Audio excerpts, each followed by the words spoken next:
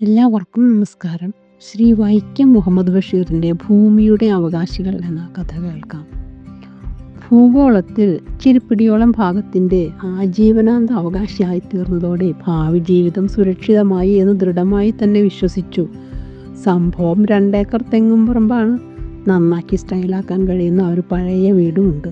തേങ്ങ വിറ്റ് എല്ലാ ജീവിത ആവശ്യങ്ങളും നേടാം. കുറേ മാവുകളും 2 വരിക്ക പ്ലാവുകളും ഉണ്ട്. വീട്ടാവശ്യത്തിനുള്ള വിറക് പറമ്പിൽ നിന്ന് കിട്ടും. പുരാതനമായ ഒരു കിണറുമുണ്ട്. നല്ല വെള്ളം, സുലഭം മിനറൽ വാട്ടർ. ആകെ കൂടി ജീവിതം പരമസുഖമെന്ന് വിചാരിച്ചിരിക്കുമ്പോഴാണ് എന്തു പറയാൻ, ഭൂഗോളത്തിൻ്റെ ഇച്ചിരിപ്പിടിയോളം കഷ്ണം വാങ്ങിയ വില മുഴുവനും തീറാധാരത്തിൽ കാണിച്ചതിനാൽ ഭീമമായ സംഖ്യയ്ക്ക് മുദ്രപത്രങ്ങൾ വാങ്ങേണ്ടി വന്നു. അതായത് വലിയൊരു സംഖ്യ നിലവിലുള്ള ഗവൺമെൻറ്റിന് കൊടുത്തു എന്നർത്ഥം. ഭൂവുടമയ്ക്ക് ഗവൺമെൻറ് എല്ലാവിധ സംരക്ഷണവും നൽകേണ്ടതല്ലേ. വീട്ടുനികുതിയും പറമ്പിൻ്റെ നികുതിയും കൊടുക്കുന്നുണ്ട്. തീ പിടിച്ച വിലയ്ക്ക് വാങ്ങിയ കഷ്ണം ഭൂമിയുടെ എല്ലാ ഉടക്കുകളും തീർത്തിട്ടുണ്ട്. മുന്നാധാരങ്ങളെല്ലാം സഭദ്രം പെട്ടിയിലിരിക്കുന്നു. ഭൂഗോളത്തിലെ ഈ 2 ഏക്കർ സ്ഥലത്തിന് ക്ഷീരപഥത്തിലോ സൗരയൂഥത്തിലോ അണ്ടകടാഹത്തിലോ പ്രപഞ്ചങ്ങളിലോ മറ്റാർക്കും തന്നെ യാതൊരു അവകാശവുമില്ല. ഈ സംഗതി നാട് ഭരിക്കുന്ന ഗവൺമെൻറ് ഉറപ്പ് തന്നിട്ടുള്ളതുമാണ്. എന്നാൽ ഇവിടെ തെങ്ങുകളും മാവുകളും പ്ലാവുകളും മാത്രമല്ല, പേരകളും കശുമാവുകളും മുരിങ്ങകളും പുളികളും പപ്പായകളും സപ്പോട്ട മരങ്ങളും ഉണ്ട്. പിന്നെ ആറ്റമരങ്ങളും റുമാൻ മരങ്ങളും കൂടാതെ തേക്കുകളും പൈൻ മരങ്ങളും ഉണ്ട്. ഗോൾഡൻ ചമ്പകവുമുണ്ട്. മാങ്കോസ്റ്റീൻ വൃക്ഷങ്ങളും. മുറ്റത്തിൻ്റെ അതിരുകളിൽ പൂച്ചെടികൾ, പനിനീർ ചെമ്പകങ്ങൾ, പൂക്കൾ വിരിഞ്ഞു നിൽക്കുന്ന മറ്റു ചെടികൾ. എല്ലാറ്റിനെയും ഉൾക്കൊള്ളിച്ച് 2 ഏക്കർ പറമ്പിൻ്റെ 4 വശവും ഭദ്രമായി മുള്ളുവേലി കെട്ടിച്ചിട്ടുണ്ട്. അടച്ചുറപ്പുള്ള ഇരുമ്പ് ഗേറ്റും. ഗേറ്റിൻ്റെ 2 വശവും വെള്ളയും ചുവപ്പുമായി പുഷ്പിച്ചു പന്തലിച്ചു നിൽക്കുന്ന ബോഗൻവില്ല. ഗേറ്റ് മുതൽ മുറ്റമാകെ വെള്ളമണൽ. പറമ്പിനും വീടിനും മറ്റും പൊതുകാവൽക്കാരനായി ഒരു ഉശിരൻ നായയുമുണ്ട്, ഷാൻ എന്ന പേരിൽ. പിന്നെ ആശ്രിതരായ കോഴികൾ, പശുക്കൾ, ആടുകൾ, പൂച്ചകൾ ഇവരെല്ലാവരുമായി ഒത്തൊരുമിപ്പോടെ കഴിഞ്ഞു വരുന്നു. മക്കളും മക്കളുടെ മക്കളും ഭാര്യയുമുണ്ട്. എല്ലാവരുടെയും സുഖസമ്പൂർണമായ സുരക്ഷിത ജീവിതം തേങ്ങകളെ ആശ്രയിച്ചാണ്. തേങ്ങകൾ, മനസ്സിലായോ? തേങ്ങകൾ, അതാണ് കഥ. തടം കൊരിച്ചു തെങ്ങുകൾക്കും മറ്റും വേണ്ടത്ര വളം, ഉപ്പും കുമ്മായവും സഹിതം ഇട്ടിട്ടുണ്ട്. വളരെ കാലം ശരിക്ക് ആഹാരം കിട്ടാതെ നിന്ന തെങ്ങുകൾ നല്ലവണ്ണം കായ്ക്കാൻ തുടങ്ങി. തിങ്ങി നിറഞ്ഞ് 10ഉം 20ഉം കരിക്കുകൾ കുലകളിൽ. തെങ്ങുകളിലേക്ക് നോക്കുമ്പോൾ എല്ലാവരുടെയും മനസ്സ് കുളിർത്ത് മുഖം സന്തോഷം കൊണ്ട് പ്രകാശിക്കും. തേങ്ങയ്ക്ക് വില കൂടി വരുന്ന കാലവുമാണ്. വിളയട്ടെ. അങ്ങനെ രാപ്പകലുകളിലൂടെ സന്തോഷസമേതം ജീവിച്ചു വരുമ്പോൾ തീറാധാരങ്ങളെയും മുള്ളുവേലികളെയും ഷാനെയും ഗവൺമെൻറ്റിനെയും പ്രപഞ്ചങ്ങളിൽ ആരെയും മാനിക്കാത്ത ഒരു കൂട്ടർ ദാ പ്രത്യക്ഷപ്പെടുന്നു. ഇവർക്ക് ഈ സ്വകാര്യ സ്വത്തായ 2 ഏക്കർ സ്ഥലത്ത് എന്താ അവകാശം? ആദ്യമായി കണ്ടത് പക്ഷികളെയും ചിത്രശലഭങ്ങളെയുമാണ്. എത്ര തരം പക്ഷികൾ, എത്രയെത്ര ചിത്രശലഭങ്ങൾ! പക്ഷികൾ വൃക്ഷക്കൊമ്പുകളിലും ചെടികളിലും വന്നിരുന്ന് ശബ്ദമുണ്ടാക്കുന്നു. ചിത്രശലഭങ്ങൾ പല നിറങ്ങളിലുമായി വെയിലിൽ പ്രകാശിച്ച മുറ്റത്തായി പറക്കുന്നു. ഓർക്കുമ്പോൾ ഇതെന്ത് ന്യായം? ഇവരെന്തിന് ഇവിടെ വന്നു? ആദിപുരാതനീയമായ ഏതോ ഒരു അവകാശം മാതിരിയാണ്. ഈ ഭൂഗോളത്തിൽ മനുഷ്യവർഗം ഉണ്ടാകുന്നതിന് മുമ്പ് തന്നെ ഞങ്ങൾ ഇവിടെയുണ്ട് എന്ന ഭാവം. പക്ഷികളെയും ചിത്രശലഭങ്ങളെയും മാറ്റി ഓടിച്ചില്ല. എന്നാൽ കാക്കകൾ, അവർ അടുക്കളയിൽ കയറി ആഹാര സാധനങ്ങൾ കട്ടുകൊണ്ടു പോകുന്നു. 2 കാക്കകൾ ആരുടെയും അനുവാദം വാങ്ങാതെ 2 തെങ്ങുകളിൽ കൂടുവച്ചിട്ടുമുണ്ട്. മുട്ടകൾ ഇട്ടിരിക്കുന്നു. മറ്റു പക്ഷികളുടേതിനേക്കാൾ കാക്കകളുടെ കരച്ചിൽ ലേശം അസഹനീയമാണ്. പോരെങ്കിൽ കോഴിക്കുഞ്ഞുങ്ങളെ കൊത്തിക്കൊണ്ടു പോകുന്നു. അതേ ഉദ്ദേശത്തോടെ പരുന്തുകളുമുണ്ട്. കോഴിക്കുഞ്ഞുങ്ങളെ റാഞ്ചാൻ തെങ്ങുകളിൽ കാവലിരിക്കുന്നു. കോഴിക്കുഞ്ഞുങ്ങളെ റാഞ്ചാൻ വേറൊരു പക്ഷിയുമുണ്ട്. മാവിൻ്റെ കൊമ്പിലാണ് എറളാടൻ എന്ന് പറയുന്ന എറിയൻ. ഇല്ലിക്കൂട്ടങ്ങളിൽ കീരികളും കുശാൽ. കോഴികളെ സാപ്പിടാൻ ഇല്ലിക്കൂട്ടത്തിനടുത്തുള്ള കാട്ടിൽ കുറുക്കന്മാരും. ഇവർക്കൊക്കെ ഈ 2 ഏക്കർ പറമ്പിൽ എന്തവകാശമെന്ന് ചിന്തിച്ചിരിക്കുമ്പോൾ കയ്യും കാലും ചിറകും ഒന്നുമില്ലാത്ത ഒരു ഭീകര സ്വരൂപി. ഉച്ചസമയം, നല്ല വെയിലുമുണ്ട്. കോഴികൾ കൊക്കുകയും നായ കുരയ്ക്കുകയും ചെയ്യുന്നു. പക്ഷികൾ കൂട്ടത്തോടെ ശബ്ദമുണ്ടാക്കുന്നുണ്ട്. അശ്രദ്ധയോടെ ചെന്ന് ചാടിയത് ഭയങ്കരമായ മൂർഖൻ പാമ്പിൻ്റെ മുന്നിൽ. പാമ്പ് തല എടുത്ത് പിടിച്ച് പത്തി വിതർത്ത് ഗൗരവത്തിൽ നിൽക്കുന്നു. നിനക്കിവിടെ എന്തവകാശം എന്ന മട്ടിൽ. പാമ്പിനെ എന്തു ചെയ്യണം? എന്തു ചെയ്യാൻ കഴിയും? വടിയില്ല, ആയുധങ്ങളൊന്നുമില്ല, വെറും കൈ. മനുഷ്യൻ എത്ര ബലഹീനൻ, എന്നാൽ ഭാര്യയെ വിളിച്ച് വടി കൊണ്ടുവരാൻ പറയാം. പാമ്പിനെ അടിച്ചു കൊന്ന് കുഴിച്ചു മൂടാം. ഇത് ശരിയാണോ? പ്രപഞ്ചങ്ങളായ എല്ലാ പ്രപഞ്ചങ്ങളെയും ജീവികളായ എല്ലാ ജീവികളെയും സൃഷ്ടിച്ച ഈശ്വരൻ മനുഷ്യവർഗത്തെ സൃഷ്ടിച്ചതുപോലെ തന്നെ പാമ്പുകളെയും സൃഷ്ടിച്ചു. പാമ്പും ഭൂമിയുടെ അവകാശികളിൽ ഒരാളാണ്. ഇവിടെ സഹവർത്തിത്വമാണ് ആവശ്യം. ഈ തത്വം അംഗീകരിക്കേണ്ടതല്ലേ? പക്ഷെ കൂട്ടായി ജീവിക്കാൻ ഒക്കുമോ? വിഷം കടിച്ചാൽ മരിക്കും. ഹേ സർപ്പമേ, നിനക്കിവിടെ അവകാശമില്ല. എൻ്റെ സ്വന്തമായ ഈ 2 ഏക്കർ പറമ്പിൽ നിന്ന് നീ ക്ഷണത്തിൽ പോകുക. പക്ഷെ എങ്ങോട്ട് പോകും? അടുത്ത പറമ്പുകളിൽ ചെന്നാൽ ഉടമകൾ ഉപദ്രവിക്കില്ലേ? ഭൂഗോളം തന്നെ ഒട്ടനവധി ഭാഗവും കഷ്ണം കഷ്ണമായി ഓരോരുത്തർ, അതായത് മനുഷ്യർ, തീറുവാങ്ങി കഴിഞ്ഞിരിക്കുന്നു. അപ്പോൾ പക്ഷിമൃഗാദികൾ എന്തു ചെയ്യും? എവിടെ പോകും? ഓർക്കുമ്പോൾ ഈ മൂർഖം പാമ്പ് എന്തു ചെയ്യും? എവിടെയെങ്കിലും ജീവിക്കട്ടെ, കണ്ടില്ല കേട്ടില്ല എന്ന് വിചാരിക്കാം. പക്ഷെ ദൈവം തമ്പുരാനെ, മരണകാരണമായ വിഷം. ജീവിതത്തിൽ ജാഗ്രത വേണം, നോക്കി നടക്കണം. വെളിച്ചം കൂടാതെ ഇരുട്ടത്ത് നടക്കരുത്. ഉഷാർ. പാമ്പ് കുറെ കഴിഞ്ഞു വഴക്ക് അവസാനിപ്പിച്ചു. ശാന്തത കൈവരിച്ചു. പത്തി ചുരുക്കി പതുക്കെ ഇഴഞ്ഞു തുടങ്ങി. നായ കുരച്ചുകൊണ്ട് പുറകെ. പാമ്പ് വേലിയുടെ പൊഴുതിലൂടെ തോട്ടിലേക്ക് പോയി. ഭാര്യ അടുക്കളയിൽ നിന്ന് പുക കൊണ്ട് ചമന്ന കണ്ണുകളോട് ഓടി വന്ന് ചോദിച്ചു. നായ കുരയ്ക്കുകയും കോഴികൾ കൊക്കുകയും പക്ഷികൾ കൂട്ടത്തോടെ ചിലയ്ക്കുകയും ചെയ്യുന്നത് കേട്ടല്ലോ. വല്ല പാമ്പോ ചേറിയുമായിരുന്നോ? സഖാവ് മൂർഖൻ. എന്നിട്ട് അടിച്ചു കൊന്നില്ലേ? ഇല്ല. ഭവതിയെപ്പോലെ ഈശ്വര സൃഷ്ടി, അതും ജീവിക്കട്ടെ. ഈ ഭൂഗോളത്തിൻ്റെ അവകാശിയാണ്. അതുകൊള്ളാം. നമ്മുടെ കുട്ടികൾ ഓടി നടക്കുന്ന സ്ഥലമാണ്. നമ്മുടെ പറമ്പിൽ വരുമ്പോൾ അടിച്ചു കൊല്ലണം. കൊല്ലണമെന്ന് വേഗം പറയാം, കൊല്ലുകയും ചെയ്യാം. ജീവൻ കൊടുത്ത് സൃഷ്ടിക്കാൻ ഒക്കുമോ? മനുഷ്യരെയും മറ്റും കടിച്ചു കൊല്ലുന്ന പാമ്പുകളെയും മറ്റും ദൈവം എന്തിനു സൃഷ്ടിച്ചു? ആനകൾ, കടുവ, സിംഹം, കരടി, കാട്ടുപോത്ത്, നീർക്കുതിര, പുലി, ചീങ്കണ്ണി, മുതല, ഒട്ടകം, കുതിര, വിഷക്കുരങ്ങ്, ചെന്നായ്, തേള്, മലമ്പാമ്പ്, കൊതുക്, മൂട്ട, വാവൽ, കഴുകൻ, മയിൽ, മാൻ, മൈന, പഞ്ചവർണ്ണക്കിളി എന്നിങ്ങനെ ഭൂമിയുടെ അവകാശികളായി ഒട്ടേറെ എണ്ണത്തിനെ സൃഷ്ടിച്ചിട്ടുണ്ട്. എന്തിന്? തിമിംഗലം, സ്രാവ്, മത്സ്യങ്ങൾ, നീരാളി, കടൽ പാമ്പുകൾ എന്നിവരെ എന്തിനു സൃഷ്ടിച്ചു? ഒന്നും അറിഞ്ഞുകൂടാ. ദൈവഹിതം. ഏതായാലും ഒന്നിനെയും കൊല്ലാതെ ജീവിക്കാൻ ശ്രമിക്കണം. ഹിംസ അരുത്. നല്ല പുതുമ. വീടിനകം മുഴുവനും എട്ടുകാലികളും പല്ലികളും ഓന്തും അരണയും കരിന്തകളും അടുക്കളയിൽ കയറി വരുന്നു. വേലി മുഴുവനും ചിതൽ തിന്ന് തീർക്കുന്നു. വീടിനകത്തും ചിതലുണ്ട്. പുസ്തകങ്ങളും വസ്ത്രങ്ങളും ചിതലു തിന്നുന്നു. എലികളുടെ ശല്യമാണെങ്കിൽ പറയാനുമില്ല. ആ റേഡിയോഗ്രാമിൻ്റെ വയറ് എലി മുറിച്ചത് കണ്ടില്ലേ? വീടിനകം മുഴുവനും ചീവിടും എറുമ്പും പാറ്റകളും വണ്ടുകളും. അപ്പോഴാണ് ഒരു ജന്തുപൂജ. ഞാൻ ഒരു ജന്തുവിനെയും പൂജിക്കുന്നില്ല. മനുഷ്യവർഗത്തിൽ ഒരു വിഭാഗം മൃഗങ്ങളെയും പക്ഷികളെയും പൂജിക്കുന്നുണ്ട്. പാമ്പുകളെ പൂജിക്കുന്നുണ്ട്. പാമ്പുകൾക്കും ദിവ്യത്വം നൽകി ആരാധിച്ചു വരുന്നു. പാമ്പിൻ്റെ പുറത്താണത്രേ ഒരു ദൈവം കിടക്കുന്നത്. അത് കടലിലാണ്. വേറൊരു ദൈവത്തിൻ്റെ കഴുത്തിൽ പാമ്പ് ചുറ്റിക്കിടക്കുന്നു. എലി ഒരു ദൈവത്തിൻ്റെ ഇഷ്ടവാഹനമാണ്. മത്സ്യം, ചീങ്കണ്ണി, മലമ്പാമ്പ്, കടുവ മുതലായവയെ ആരാധിക്കുന്ന മനുഷ്യവർഗവുമുണ്ട്. ചിലർ ഭൂഗോളത്തെ ദേവിയായി സങ്കല്പിക്കുന്നു. അവരുടെ അഭിപ്രായത്തിൽ സൂര്യനും ചന്ദ്രനും ദേവന്മാരാണ്. ഭൂമി പരന്നതായി ചിലർ വിശ്വസിക്കുന്നു. ഭൂഗോളത്തിൽ നിവസിക്കുന്ന മനുഷ്യരുടെ വിശ്വാസങ്ങൾ പലതല്ലേ? ചിലർ ഏകദൈവത്തിൽ വിശ്വസിക്കുന്നു, ചിലർ ബഹുദൈവത്തിലും, ചിലർ ഒരു ദൈവത്തിലും വിശ്വസിക്കുന്നില്ല. എന്നിട്ട് വഴക്കാണ്, കൊലപാതകം വരെ നടക്കുന്നു. പൊരിഞ്ഞ യുദ്ധങ്ങളോ. ഭൂമി ഒരു ഗോളമാണെന്നാണ് വിശ്വാസം. ഈ വിശ്വാസമൊന്നും കാര്യമാക്കാത്തവരുമുണ്ട്. ഗോളമായ ഭൂമി ആലംബമില്ലാതെ അന്തരീക്ഷത്തിൽ നിന്ന് കറങ്ങുന്നു. കുറേയധികം അകലെ അന്തരീക്ഷത്തിൽ സദാ കത്തിജ്വലിച്ചു കൊണ്ട് നിൽക്കുന്ന സൂര്യൻ്റെ ഭാഗത്ത് വരുമ്പോൾ ഭൂമിയിൽ പകൽ, മറുവശത്ത് രാത്രി, ഇരുൾ, ആദിമമായ അന്ധകാരം. കാലത്തിൻ്റെ അന്തിമമില്ലാത്ത പോക്കിൽ ഒരു നാൾ സൂര്യൻ എന്നേക്കുമായി അണഞ്ഞു പോകും. അതിനു മുമ്പ് തന്നെ ഭൂഗോളം മരിച്ചിട്ടുണ്ടാവും. ചരാചരങ്ങൾ അഖിലവും നശിച്ചിരിക്കും. ഗോളങ്ങൾ തമ്മിൽ കൂട്ടിയിടിച്ച് തകർന്നിട്ടുണ്ടാവും. പൊടിയായി പണ്ടത്തെ കോസ്മിക് ഡസ്റ്റ്. പിന്നെ അനന്തമായ ഇരുട്ടിനെ ആയിരിക്കാം ദൈവം തമ്പുരാൻ ആദ്യം സൃഷ്ടിച്ചത്. രണ്ടാമതായി വെളിച്ചത്തെ. ചൂടും വെളിച്ചവുമാണല്ലോ കാര്യമായ സംഗതി. ജീവികളെല്ലാം ചൂടിൻ്റെയും വെളിച്ചത്തിൻ്റെയും സന്തതികളാണ്. ചിതലും എട്ടുകാലിയും മരങ്ങളും പക്ഷിമൃഗാദികളും ജീവികളും എറുമ്പും പാമ്പും മനുഷ്യനുമെല്ലാം. ഭാര്യ പറഞ്ഞു, വരിക്കപ്ലാവിൽ ചക്ക പഴുത്തത് അണ്ണാനും കാക്കയും തിന്നുന്നു. പേരയ്ക്ക, സപ്പോട്ട, ആട്ടിച്ചക്ക, റുമാൻ എല്ലാ പക്ഷികളും വാവലും കൊണ്ടുപോകുന്നു.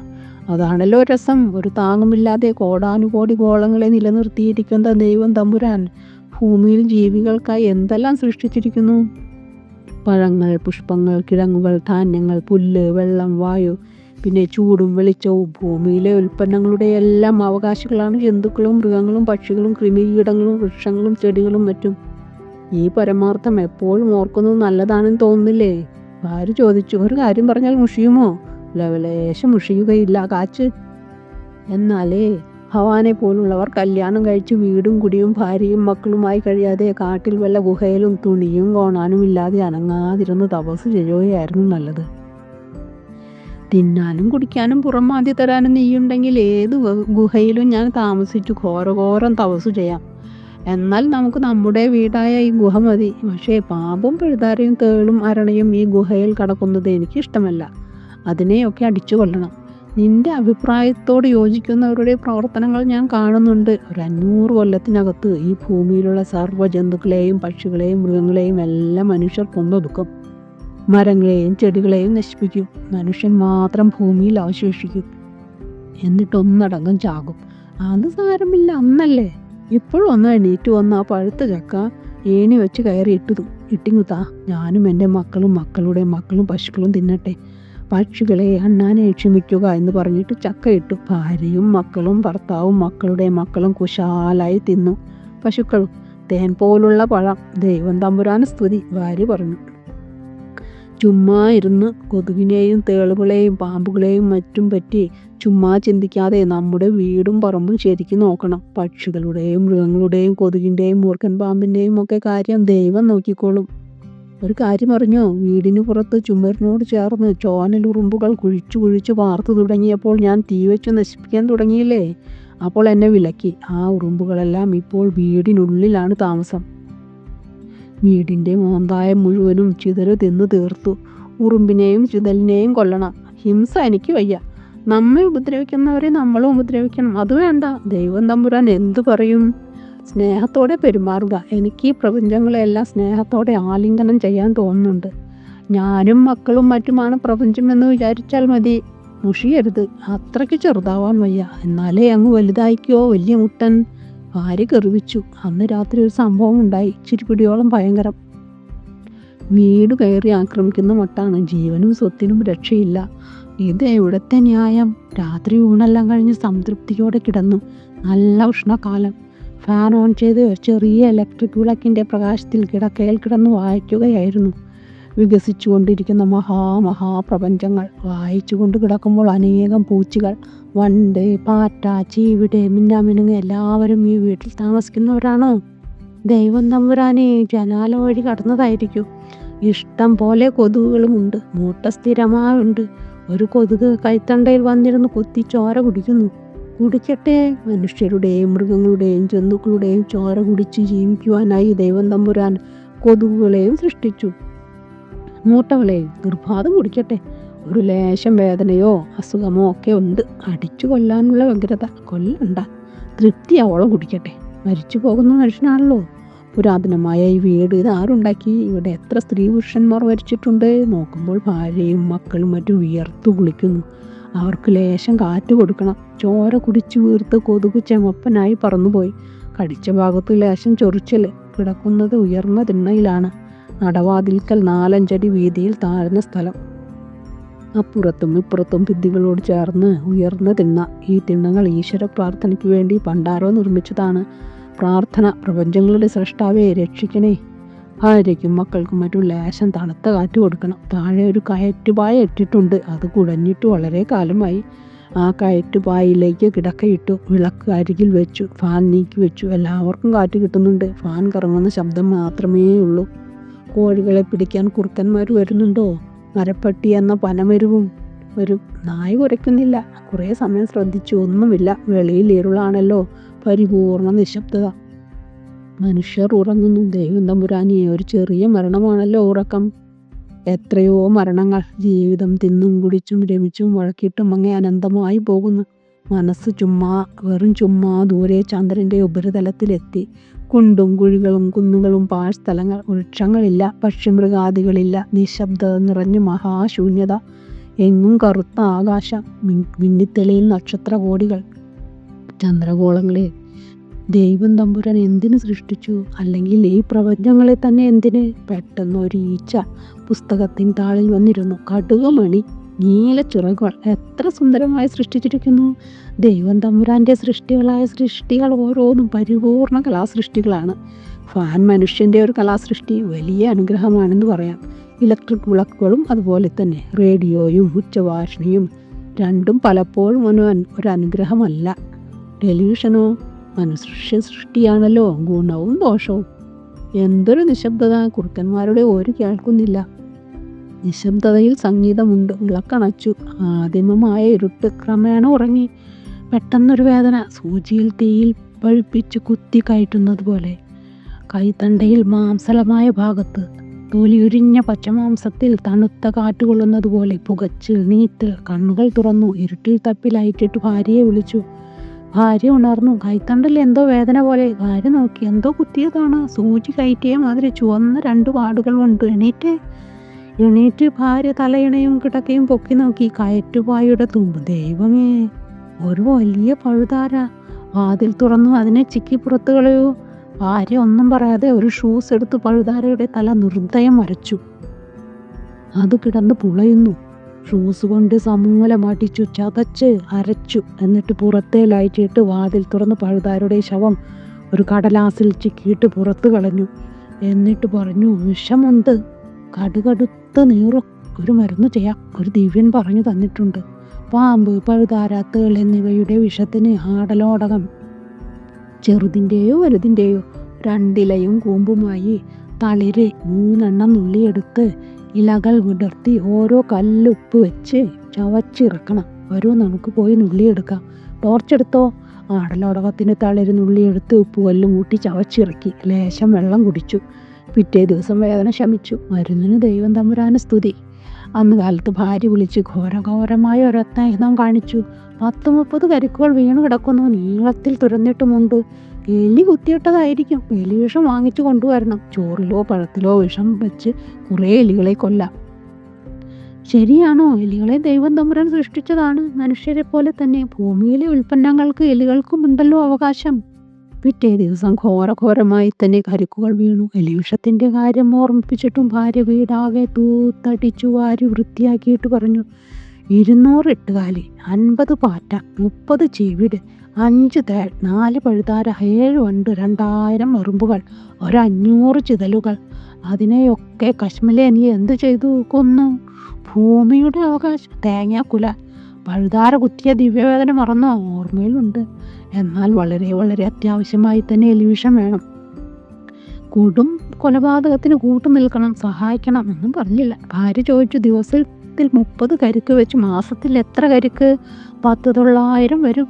അത്രയും തേങ്ങയാണ് നശിക്കുന്നത്. തിരിഞ്ഞോ? 900 തേങ്ങ. നമുക്ക് ആഹാരം കഴിക്കാനുള്ള കാശ് വീടിൻ്റെ മേൽക്കൂര മുഴുവനും ചിതല് തിന്ന് നശിപ്പിക്കുകയാണെന്നറിയാമല്ലോ.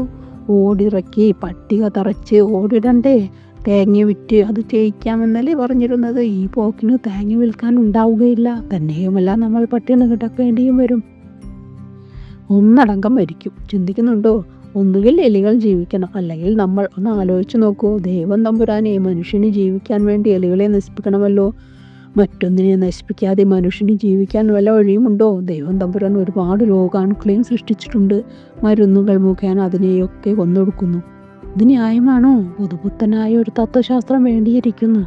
ഹിംസ കൂടാതെ ജീവിക്കാൻ ഒക്കുമോ? പാമ്പ് തവളയെ വിഴുങ്ങിക്കൊണ്ട് തിന്നുന്നു. എലികളെ വിഴുങ്ങുന്നു. ചെറിയ മത്സ്യങ്ങളെ വലിയ മത്സ്യങ്ങൾ വെട്ടി വിഴുങ്ങുന്നു. കുറുക്കൻ മരപ്പെട്ടി മുതൽപ്പാർ കോഴിയെ കൊന്നു തിന്നുന്നു. സിംഹം മാനിനെ തിന്നുന്നു. പശുവിനെ തിന്നുന്നു. മനുഷ്യനെ തിന്നുന്നു. മനുഷ്യൻ പക്ഷി മൃഗാദികളെ തിന്നുന്നു. മത്സ്യത്തെ നോക്കുമ്പോൾ ജീവിത പ്രശ്നം കുഴഞ്ഞതാണ്. മനുഷ്യരുടെ ചോര കുടിച്ച് തലയിൽ മുടികളുടെ ഇടയിൽ പേൻ വളരുന്നു. വായിലും വയറ്റിലും കൃമികളും. മനുഷ്യൻ്റെ ശരീരത്തിലും അണുക്കളായ കൃമികൾ ജീവിക്കുന്നു. ഒന്ന് മറ്റൊന്നിനെ നശിപ്പിച്ചു ജീവിക്കുന്നു. അരുമയോടെ വളർത്തുന്ന റോസ് ചെടികൾ, അതിൻ്റെ ഇല, പൂവ് എന്നിവയെ പൂച്ചകൾ നശിപ്പിക്കുന്നു. ഭൂമിയിലെ ജീവിതം പൊതുവെ നോക്കുമ്പോൾ വലിയ സ്റ്റൈൽ കാണുന്നില്ല. ലേശം എത്തും പിടിയും കിട്ടുന്നില്ല. വ്യക്തമായ ഒരു വിശ്വാസ പ്രമാണം. ദൈവമേ, പ്രപഞ്ചങ്ങളുടെ എല്ലാം സൃഷ്ടാവേ, ഒന്നും അറിഞ്ഞുകൂടാ. നേരായ മാർഗം കാണിച്ചു തരണമേ. ഒന്ന് എണീറ്റ് വരാമോ? എന്തിനാണ്?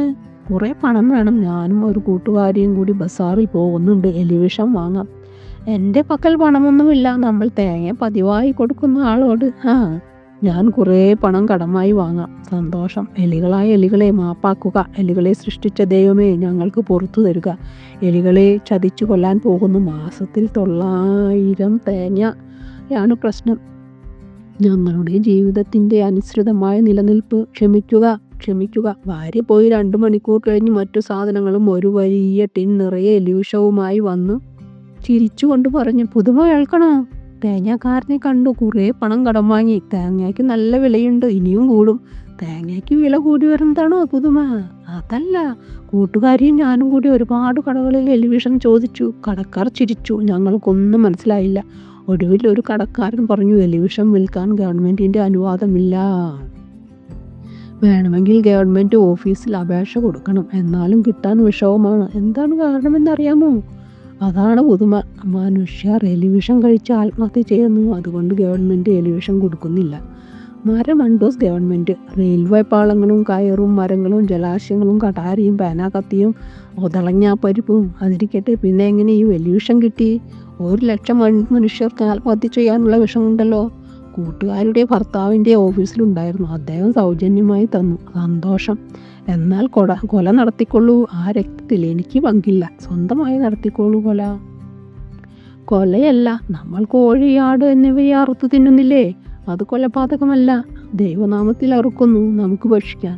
ഇപ്പോൾ എലികൾക്ക് വിഷം കൊടുത്ത് കൊല്ലുന്നു. മനുഷ്യരായ നമ്മൾക്ക് ജീവിക്കാൻ ദൈവം നമുക്ക് പുറത്തു തരും. കാരുണ്യവാനല്ലേ ദൈവം. കാരുണ്യവാനായി ദൈവം പുറത്തു തരട്ടെ. പഴം, ചോറ്, കിഴങ്ങ് എന്നിവയുടെ എലിവിഷം വെച്ചു. വീടിൻ്റെ പല ഭാഗങ്ങളിലും തെങ്ങുകളുടെ ചുവട്ടിലും വെച്ചു. 4-5 ദിവസം കൊണ്ട് 5 കോഴികൾ, 12 അണ്ണ, 10-20 എലികൾ, 10-200 എലികൾ, 1 പൂച്ച എന്നിവ കാലയവനുകൾക്കുള്ളിൽ മറഞ്ഞു. മരണം വിലസുകയാണ്. വീടിൻ്റെ മേൽക്കൂരയിൽ പല ഭാഗങ്ങളിലും കിടന്ന് എലികൾ ചത്തു ചീഞ്ഞു. നാറ്റം വീടാകെ പരന്നു. അപ്പോഴും കരിക്കുകൾ വീഴുന്നുണ്ടായിരുന്നു. 10-15 ദിവസം അങ്ങനെ പോയി. തെങ്ങുകയറ്റക്കാരൻ പറഞ്ഞു, കൂമൻ കുത്തുന്നതാണ് പഴയ മുദ്രാവാക്യം. അവരത് അവരുടെ അച്ഛന്മാരിൽ നിന്നും കേട്ടതാണ്. കൂമൻ എന്ന് പറയുന്ന മൂങ്ങയുടെ ചുണ്ടുകൾ വളഞ്ഞതാണ്, ചെറുതാണ്. പിന്നെ മൂങ്ങ സസ്യബുക്കല്ല. ഒടുവിൽ 1-2 മാസം കഴിഞ്ഞപ്പോൾ കരിക്കുതീറ്റക്കാരെ പിടികിട്ടി. വാവൽ, കടവാതിലുകൾ എന്നെല്ലാം പേരുണ്ട്. സന്ധ്യയാകുമ്പോൾ വലിയ കടവാതിലുകൾ കൂട്ടത്തോടെ പറന്നു വന്ന് കരിക്കും കുലയിൽ പറ്റിപ്പിടിച്ച് നീളത്തിൽ തുരന്ന് വെള്ളം കുടിക്കുന്നു. കാമ്പു തിന്ന് തൃപ്തിയോടെ ദൈവം തമ്പുരാൻ നന്ദി പറഞ്ഞു പറന്നു പോകുന്നു. എന്തു ചെയ്യും? കെട്ടുകെട്ടായി തുടലി മുള്ളുകൾ കൊണ്ടുവന്ന് കരിക്കും കുലകൾ പൊതിഞ്ഞു. പടക്കം പൊട്ടിച്ചു. പാട്ട കൊട്ടി. പൊട്ടിച്ച മുള കൊണ്ട് പട്ടേന്ന് ശബ്ദമുണ്ടാക്കി. വിളക്കുകൾ വെച്ചു. തെങ്ങുകളുടെ മുകളിൽ ആൾരൂപമുണ്ടാക്കി. ഷർട്ട് ഇടിച്ചു വെച്ചു. കല്ലെടുത്തെറിഞ്ഞു. ബഹളം വെച്ചു. കൂകി. ഒരു ഫലവുമില്ല. തേങ്ങ വിറ്റ് കിട്ടുന്ന കാശ് കൊണ്ട് അരിയും മറ്റും വാങ്ങി തിന്ന് ജീവിക്കണ്ടേ? വീട്ടുകാർ ഉറങ്ങുമ്പോൾ വാവലുകൾ വന്ന് കരിക്ക് കുടിച്ചിട്ട് പോകും. ഭാര്യയും മക്കളുടെ മക്കളും വീണ് കിടക്കുന്ന കരിക്കുകൾ വെറുക്കി കൂമ്പാരം കൂട്ടി. കരിക്കുകളുടെ ഒരു ചെറിയ കുന്ന്. നശിച്ചുപോയ തേങ്ങകളുടെ മഹാകൂമ്പാരം. ഇങ്ങനെ പോയാലോ കുടുംബം പട്ടിണിയാകും. ഒടുവിൽ വാവലുകളെ വെടിവെച്ചു കൊല്ലുക എന്ന തീരുമാനത്തിലെത്തി. ഐഡിയ സുന്ദരൻ. ഭാര്യ പറഞ്ഞു, നമുക്കൊരു തോക്ക് വാങ്ങാം. വാവലുകളെ വെടിവെച്ചു കൊല്ലാം. കുറുക്കനെയും പനമെറുകിനെയും. തോക്ക് പാപത്തിൻ്റെ പ്രതിരൂപമാണ്. മനുഷ്യർ തോക്ക് കണ്ടുപിടിച്ചത് വലിയ തെറ്റായിപ്പോയി. പാപത്തിൻ്റെ സന്താനമാകുന്നു തോക്ക്. വെടിവെക്കാൻ ഞാനില്ല. ഭാര്യ പറഞ്ഞു, ഞാൻ പഠിക്കാം. എൻ്റെ അമ്മാവൻ്റെ മകൻ്റെ പക്കൽ ഒരു ഭയങ്കര തോക്കുണ്ട്. വെടിപൊട്ടിയാൽ കുട പോലെ ഉണ്ടകൾ ചിതറും. ഒറ്റ വെടിക്ക് 50 വാവലെങ്കിലും ചാവും. ഭാര്യ ഓർമ്മിപ്പിച്ചു, അത് കൊള്ളാം, നമുക്ക് തോക്ക് വാങ്ങണ്ട. ഞാൻ പോയി അമ്മാവൻ്റെ മകൻ്റെ തോക്കുമായി കൊണ്ടുവരാം. ശരി. വാവലുകളെ മാപ്പ്. നിങ്ങളുടെ രക്തത്തിൽ എനിക്ക് പങ്കില്ല. ദൈവം തമ്പുരാനെ, ഞാൻ എന്തു ചെയ്യും? കശ്മല സംഹാരത്തിന് ഒരുങ്ങി കഴിഞ്ഞു. ഞാൻ നിരപരാധി. വാവലുകളെ രക്ഷപ്പെട്ടുകൊള്ളുക. ഭാര്യയുടെ അമ്മാവൻ്റെ മകൻ വില കൂടിയ ഭയങ്കരനായ തോക്കുമായി വന്നു. അദ്ദേഹം പറഞ്ഞു, വെടിവെക്കേണ്ടത് ഇവിടെയല്ല. അടുത്ത ഒരു തുരുത്തിൽ പുരാതനമായ ഒരു ക്ഷേത്രമുണ്ട്. അതിനടുത്ത് 2 ആലുകൾ. അതിൽ 2-3000 വാവലുകൾ തൂങ്ങുന്നുണ്ട്. ഞാൻ എല്ലാത്തിനെയും വെടിവെച്ച് കൊല്ലാം. 2 ദിവസം കൊണ്ടല്ലെങ്കിൽ 2-3 ദിവസം കൊണ്ട് മുഴുവനും ചാകും. ഒരു 10 മൈൽ ചുറ്റളവിൽ ദിവസവും 2-3000 കരിക്കുകൾ നശിക്കുന്നുണ്ട്. 2-3000 തേങ്ങകൾ ദിവസവും നശിക്കുന്നു. 3000 കടവാതിലുകളെ കശാപ്പ് ചെയ്യുന്ന സുന്ദരൻ കാഴ്ച കാണാൻ വരുന്നോ? അത് കാണാൻ ഭാര്യയും കൂട്ടുകാരിയും തയ്യാറായി. അവർ 3 പേരും കൂടി ചായ കുടിച്ചു. വാവൽ മഹാവധത്തിന് പോയി. ഭർത്താവ് പ്രാർത്ഥിച്ചു, വാവലുകളെ രക്ഷപ്പെട്ടുകൊള്ളുക. അത്ഭുതം തന്നെ, വാവലുകൾ രക്ഷപ്പെട്ടു. ഭാര്യയും കൂട്ടുകാരിയും തോക്കുകാരൻ ലിപ്യരായി നിരാശരായി ഭയന്നു മടങ്ങി. ഭാര്യ പറഞ്ഞു, ഞങ്ങൾ ഒരു കണക്കിന് ജീവനോടെ രക്ഷപ്പെട്ടു. ക്ഷേത്രത്തിന് ചുറ്റും കുറേ വീട്ടുകാരുണ്ട്. ഞൊടിയിട കൊണ്ട് 100-300 പേർ ഞങ്ങളെ മാരകായുധങ്ങളുമായി വളഞ്ഞു. വാവലുകളെ വെടിവെച്ചാൽ ഞങ്ങളെ കൊല വിളിക്കും. എന്താ കാരണമെന്നോ? വാവലുകൾ മനുഷ്യരുടെ പൂർവികന്മാരുടെ ആത്മാക്കളാണത്രേ. വെടിവെക്കാൻ പാടില്ല. വാവലുകൾ മനുഷ്യരുടെ പൂർവികന്മാരുടെ ആത്മാക്കൾ. ആശയം നല്ലത്. ഭർത്താവ് പരമസുന്ദരമായ ഒരു തീരുമാനത്തിലെത്തി. ഭർത്താവ് തീർത്തു പറഞ്ഞു, മറക്കരുത്, വാവലുകൾ ആരുടെയും പൂർവികന്മാരുടെ ആത്മാക്കളല്ല. അന്ധവിശ്വാസം ഭ്രാന്ത് പോലാക്കി മനുഷ്യരെ കൊല്ലാതിരിക്കുക. കടവാതിലുകൾ എന്ന വാവലുകൾ ദൈവം തമ്പുരാൻ്റെ കോടാനുകോടി സൃഷ്ടികളിൽ പറക്കുന്ന ജീവികളാണ്ട്.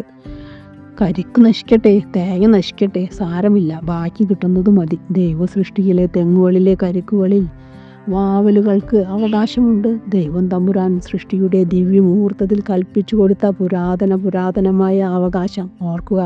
ജീവികളായ സർവ്വജീവികളും ഭൂമിയുടെ അവകാശികൾ. മംഗളം.